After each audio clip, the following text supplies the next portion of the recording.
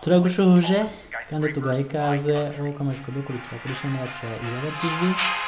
Ugubwe neza aho uri hose, waba uri mu Rwanda, Uganda, starting with number 20, Abeno Haruka's Japan. Japan's first building to reach 300 meters in height, Abeno Haruka's is a multifunctional skyscraper located in Osaka. The $700 million building has a special stabilization system to withstand large earthquakes. tugiye kurebera hamwe urutonde rw'inzu ijana ndende ku isi kurusha izindi. Ese waba wibaza uti inzu ndende ku isi cyane kurusha izindi ni iyihe? Ese iyo nzu yubatse mu wuhe mujyi? Iherereye mu kihe gihugu? Tuguhaye ikaze ubane natwe kuri channel yacu, dukurikirane urutonde rw'inzu ndende kurusha izindi zagiye zicapurwa kuva mu 1998 kuzagera mu 2022.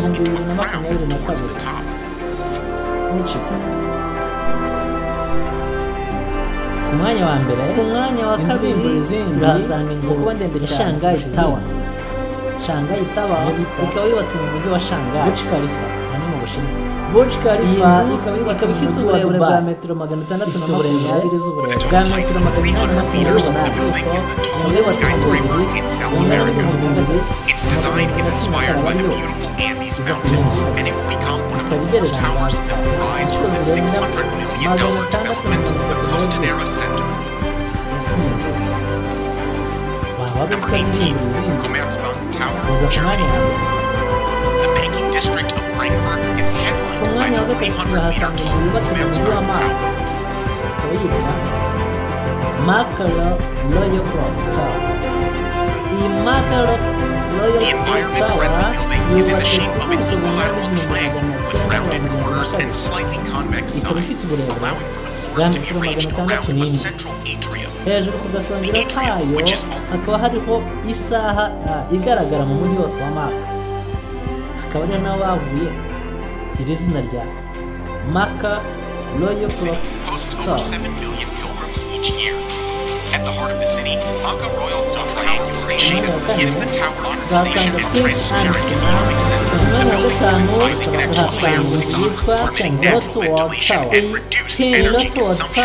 The tower features 9 meters. The tower aims to provide more accommodation to the developers that embark on pilgrimage each year. The top of the tower features spacious sky gardens, each offering a different and highest blocks. The tower supports a stepped design towards the top, giving it an exquisite look. Turahasanga inzu bita One World Trade Center. One World Trade Center ikaba yubatse mu mujyi wa New York. Ifite uburebure bwa metero 540. Number 17, Top Torre 1, Mexico. One of the two towers at the Bishop's Tower complex in Monterrey. Umwanya wa karindwi turasanga inzu yitwa Guangzhou CTF Finance Center yubatse mu mujyi wa Guangzhou. Ifite uburebure bwa metero 530, ikaba yubatse ku bugari bwa metero 1000. The 305-meter tall Top Torre 1 will be the tallest skyscraper in Mexico, as well as Latin America. Ku mwanya wa karindwi nk'uko twari tubabwiye, hagaragara inzu iboneka mu mujyi wa Guangzhou twise Guangzhou It's the tower in Barcelona, signature appearance. This structure is covered with 2 layers of glass insulation to save energy and provide extra protection. The Shanghai Tower is stunning views of the historic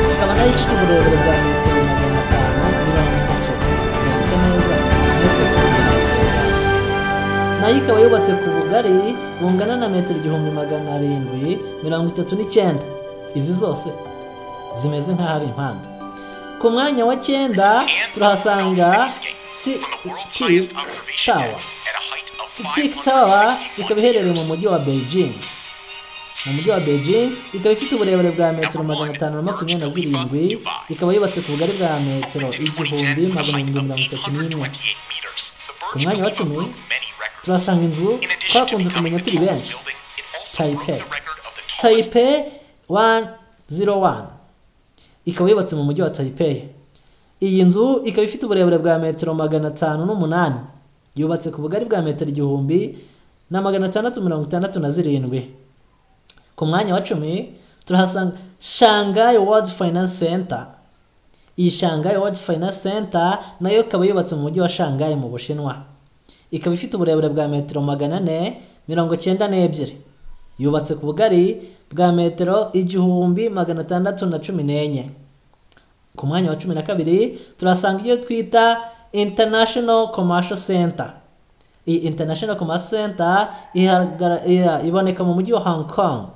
Ikaba ifite uburebure bwa metero 484. Yubatse ku bugari bwa metero 1588. Ese ku mwanya wa 13 turahasanga iyi. Turahasanga Central Park Tower. Iyi Central Park Tower iboneka mu mujyi wa New York City. Ikaba ifite uburebure bwa metero 472. Ikaba ifite yubatse ku buso bwa metero 1550. Niyo dusanga ku mwanya wa 13 Central Park Tower. Ku mwanya wa 14 turasanga Lakita Center. Lakita Center iherereye mu mujyi wa St. Petersburg. Ifite uburebure bwa metero 462.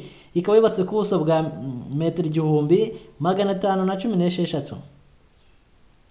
Ku mwanya wa 15 turasanga Vincom Landmark. Vincom Landmark 81 iri mu mujyi wa Honshi, aho ifite ubutumburuke bwa metero 561. Ikaba yubatse ku buso bungana na metero 1513. Ku mwanya wa 15 turasanga Shangasha IFC Tower 1. Shangasha ikaba ifite uburebure bwa metero 452. Ikaba yubatse ku buso bwa metero 1483. Ku mwanya wa 17 turasanga bita Petronas Twin Tower. Petronas Twin Tower yubatse mu mujyi wa Kuala Lumpur. Ikaba ifite ubutumburuke bwa metero 451. Ikaba ifite yubatse ku buso bwa metero 1438. Ku mwanya wa 17 nanone turongera tuhasanga Petronas Twin Tower ya kabiri, nayo yubatse muri Kampur. Ikaba ifite nayo uburebure bwa metero 551. Nayo ikaba yubatse ku bugari bwa metero 1483. Nkuko twazi Seswin n'ubundi niko zingana n'ebyiri. Ubuso zubatseho burangana ndetse n'uburebure zose ni 451. Ku mwanya wa 19 turasanga Sonsu IF. Ikaba iherereye mu mujyi wa Sonsu. Ukaba ifite uburebure bwa metero 450. Yubatse ku bugari bwa metero 1476. Ese ku mwanya wa 19 turahasanga iyi. Ku mwanya wa 19 nanone turasanga yitwa Zifeng Tower. Ikaba yubatse muri Nanjing. Ifite uburebure bwa metero 500 nayo 450. Ikaba ifite nayo ubuso bwa metero, yubatse ku buso bwa metero 1476. Ese ku mwanya wa 20 nimwe twahareba iyi. Reka dukore urutonde rw'inzu ndende 20 kurusha izindi. Ubwo butaha tuzareba uko zigenda zikurikirana kuva kuri 20 kugera kuri 100. Ku mwanya wa mbere tubibukije twahasanze inzu bita Burj Khalifa iboneka mu mujyi wa Dubai. Ku mwanya wa kabiri ni Shanghai Tower iboneka mu mujyi wa Shanghai. Ku mwanya wa gatatu ni Makalok Clock iherereye mu mujyi wa Mak. Ku mwanya wa kane Pink and Finance Center nayo iboneka mu mujyi wa Shenzhen. Ku wa gatanu Lotte World Tower. Lotte World Tower ikaba iboneka mu mujyi wa Seoul. Gatandatu One World Trade Center iri New York. Ku mwanya wa karindwi Guangzhou City Air Finance iboneka mu mujyi wa Guangzhou Center. Ku mwanya wa karindwi hari inzu ebyiri, hari n'indi twabonye yitwa Taijin City Air Finance Center.